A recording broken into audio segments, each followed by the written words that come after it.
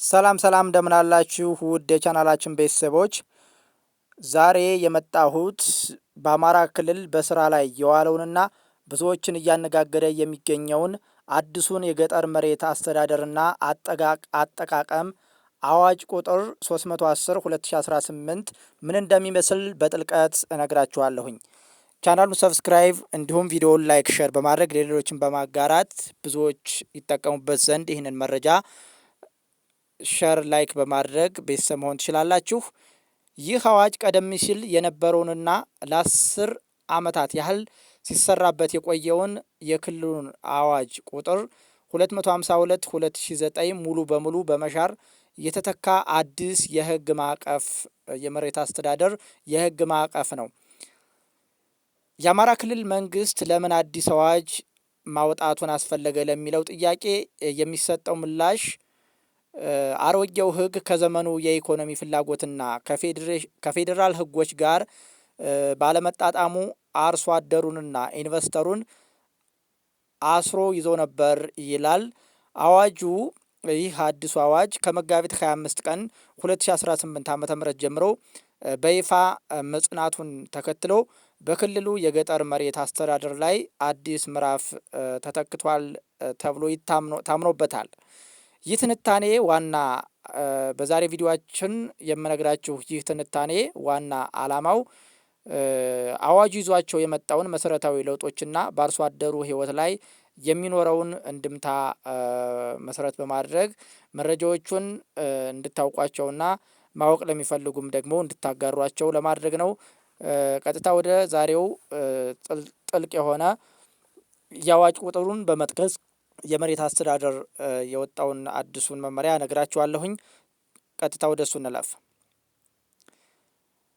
የአዋጁ ተፈጻሚነት ወሰን አለው። መጀመሪያ ደረጃ የአዋጁ ተፈጻሚነት ወሰን ላይ የተደረገውን ማብራሪያ ስንመለከት አዋጁ በክልሉ ውስጥ በሚገኝ ማንኛውም የገጠር መሬት ላይ ተፈጻሚ ይሆናል ተብሏል። እዚህ ጋር አንድ ትልቅ ለውጥ አለ። የከተማ አስተዳደሮች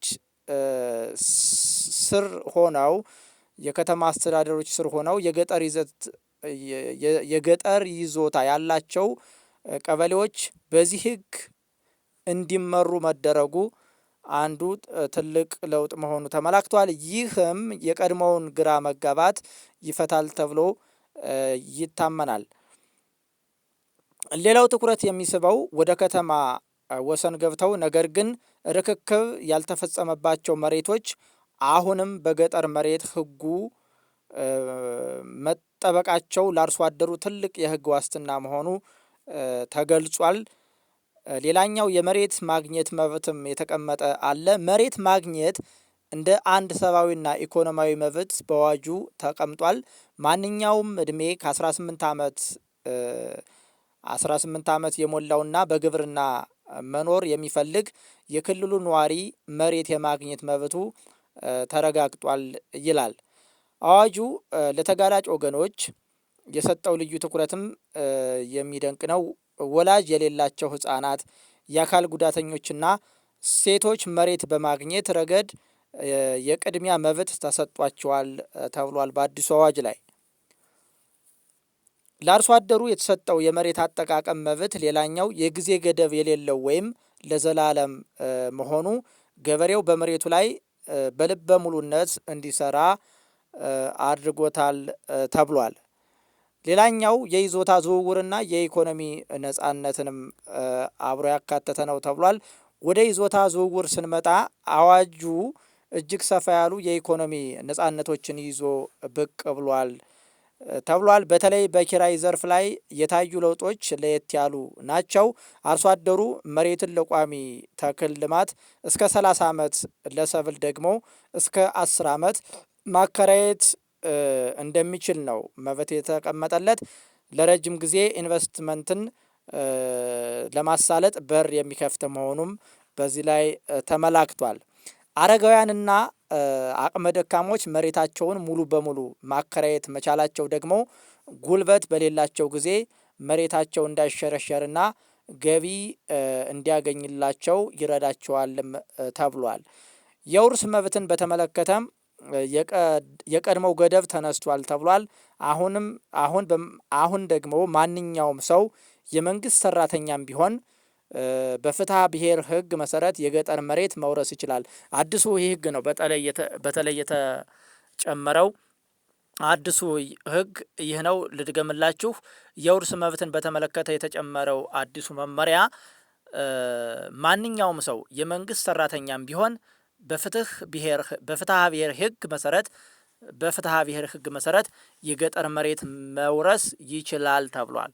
መሬት እንደ ካፒታልና የብድር ዋስትና የሚገለገልበትንና የሚፈቀድበትን መንገድም ተቀምጧል።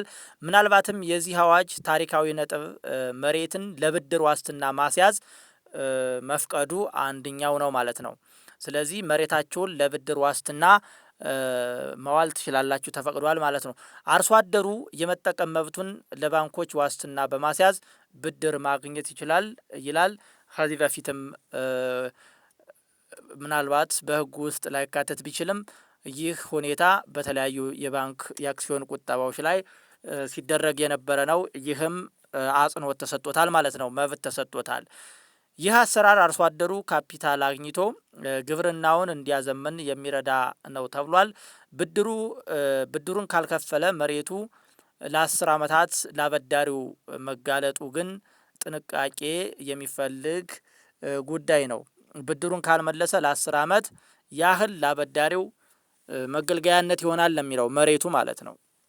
ከዚህ ላይ በደንብ መረዳት ይኖርባችኋል። መሬት ያላችሁ ገጠር በሆነ አጋጣሚ መሬታችሁን አስይዛችሁ ብር ተበድራችሁ ከሆነ መክፈል ካልቻላችሁ ለ10 ዓመት ያክል መሬታችሁ ይወረስባችኋል ማለት ነው። ሌላኛው አርሶ አደሩ የራሱን የመጠቀም መብት እንደ ካፒታል በማውጣት ከባለ ሀብቶች ጋር በሽርክና ማልማት ይችላል ተብሏል። የገጠርና የከተማውን ካፒታል የሚያቀናጅ አዲስ መመሪያ እንደሆነም ነው የተመላከተው። ሌላኛው መመሪያው ውስጥ የተካተተው የሴቶች መብትና ዲጂታላይዜሽን የሚባል ነው። አዋጁ ከአንድ በላይ ሚስት ባላቸው ቤተሰቦች ውስጥ በጣም የሚገርም መረጃ ነው። አዋጁ ከአንድ በላይ ሚስት ባላቸው ቤተሰቦች ውስጥ የሴቶችን መብት ለማስከበር የወሰደው እርምጃ ማህበራዊ ፍትህን የሚያረጋግጥ ነው ተብሏል። ከአንድ በላይ ሚስት ያላቸው ሰዎች ሊኖሩ ይችላሉ። እነሱን ሁሉ የሚመለከት መረጃ ነው ማለት ነው። መሬቱ በየስማቸው እንዲመዘገብ መደረጉና ባልየው በአዲስ ትዳር ላይ የራሱን ድርሻ ብቻ ይዞ መግባቱ ሴቶች በንብረታቸው ላይ ያላቸውን ሉዓላዊነት ያረጋግጣል ተብሏል። በዚህም ትኩረት ተሰጥቶበት የወጣ መመሪያ መሆኑን ያመላክታል። ሌላኛው የይዞታ ማረጋገጫ ደብተር ይመለከታል። የመጨረሻና ፍጹም ማስረጃ ሆኖ ይቆጠራል ተብሏል። የይዞታ ማረጋገጫ ደብተር ፍጹም ማስረጃ ሆኖ የመጨረሻ ሆኖ ያገለግላል ተብሏል። በፍርድ ቤቶች የሚታዩ የይዞታ ክርክሮችን በፍጥነት ለመቋጨት ይረዳልም ተብሏል። ይህ አዲሱ የመሬት አስተዳደር ህግ ማለት ነው። ሌላኛው የይርጋ ጊዜና የግጭት አፈታት አለ። ይህ የግጭት አፈታት በመሬት ክስ ላይ የነበረውን የአደጋ ጊዜ ከ10 ዓመት ወደ 15 ዓመት ከፍ አድርጎታል። ፍትህ ለተነፈጉ አርሶ አደሮች ረዘም ያለ የህግ ፍለጋ እድል እንደሚሰጥም ተመላክቷል። ይሁን እንጂ የውርስ ህግ በ3 ዓመት ውስጥ መጠናቀቅ እንዳለበት መደንገጉ ማለትም የውርስ የግጭት አፈታት ላይ ለ3 ዓመት መጠናቀቅ እንዳለበት ይደነግጋል።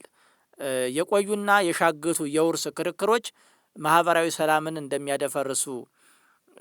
እንዳያደፈርሱ የሚከላከል ነው። ስለሚያደፈርሱ እነኚህን ለመከላከል ጭቅጭቅ ያለባቸው የውርስ ህጎች የውርስ ጉዳዮች በ3 ዓመት ውስጥ መጠናቀቅ አለባቸው የሚል ነው። ስለዚህ የውርስ ህግን በሚመለከት ግዴታ በ3 ዓመት ውስጥ ያልቃል ማለት ነው።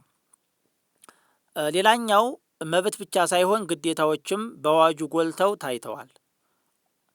አርሶ አደሩ መሬቱን የመንከባከብና የአፈር መሸርሸርን የመከላከል ትልቅ ኃላፊነት እንዳለበት በመመሪያው ላይ ተቀምጧል።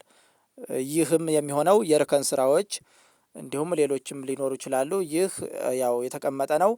በተለይ ተዳፋትነቱ ከ60 በመቶ በላይ የሆኑ መሬቱን መሬቶችን ለሰብል መጠቀም ተከልክሎ ለዛፍ ልማት ብቻ እንዲውል ትዕዛዝ ወጥቷል እንደሚለው ለዘላቂ ልማት የተሰጠ ትኩረት ነው ይለዋል። ይህንን ቁልቁለት መሬቶች ተዳፋታቸው ከ60 በመቶ በላይ የሆኑ የመሬት አቀማመጥ ያላቸው ለእርሻ የማይመቹ መሬቶች ለተክል እንዲሆኑና ዛፍ እንዲተከልባቸው በአዲሱ መመሪያ የተቀመጠ ህገ ደንብ ነው ማለት ነው። እነዚህን ግዴታዎች የማይወጣ የመሬት ባለይዞታ አካል የመጠቀም መብቱን እስከ ማጣት የሚደርስ አስተዳደራዊ እርምጃ ሊወሰድበት እንደሚችል በአዋጁ ላይ ተቀምጧል። በአጠቃላይ አዲሱ የአማራ ክልል የገጠር መሬት አዋጅ ቁጥር 310 ህዝባር 2018 ዓመተ ምህረት መሬትን ከማህበራዊ ሀብትነት ወደ ኢኮኖሚያዊ ካፒታልነት ያሸጋገረ የህግ ማዕቀፍ ነው ተብሎ ተቀምጧል ማለት ነው። አዋጁ በተግባር መተርጎሙ የአርሶ አደሩን የኢኮኖሚ ተጠቃሚነት እንደሚያረጋግጥ ይታመንበታል ተብሏል። አተገባበሩ ላይ የሚታዩ ተግዳሮቶቹን በየጊዜው እንደሚፈተሽ ነው ይህ መረጃ የወጣው። ለዛሬ ያቀረብንላችሁ በትንታኔ የተመከልኳቸው ያቀረብኩላችሁ በደንብ የተመለከትኳቸው መረጃዎች እነኝህን ይመስላሉ። ሀሳብ አስተያየት ካላችሁ ጥያቄዎችን ኮሜንት መስጫ ሳጥኑ ላይ ማስቀመጥ ትችላላችሁ። ይህንን መረጃ ያቀረብኩላችሁ በርካታ ሰዎች በዚህ በነገርኳችሁ ጉዳዮች ላይ ቅሬታ በክርክር በተለያዩ በፍርድ ቤትና በተለያዩ አጋጣሚዎች ላይ ባለጉዳይ ሆነው ይስተዋላሉ። ታዲያ እነዚህ ባለጉዳዮች ይህንን አዲሱን መመሪያ ማወቅ ስላለባቸው ነው ይህንን መረጃ ያጋራኋችሁ። ባለጉዳይ ካልሆናችሁ ራሱ ባለጉዳይ የሆኑ ሰዎች እንዳዩት ቪዲዮውን ሼር አድርጉላቸው፣ ይመልከቱት። ባለጉዳይ ከሆኑ ይህንን መመሪያ ማወቅ ስላለባቸው ማለት ነው። ቪዲዮውን ላይክ፣ ቻናሉን ሰብስክራይብ እንዲሁም ሼር በማድረግ ቤተሰብ መሆናችሁን እንዳትረሱ። ለዛሬ የሰዓቱ ዜናዎች እንዲሁም መረጃዎች እነኝህ ይመስላሉ። ጥሩ ጊዜ ተመኘውላችሁ።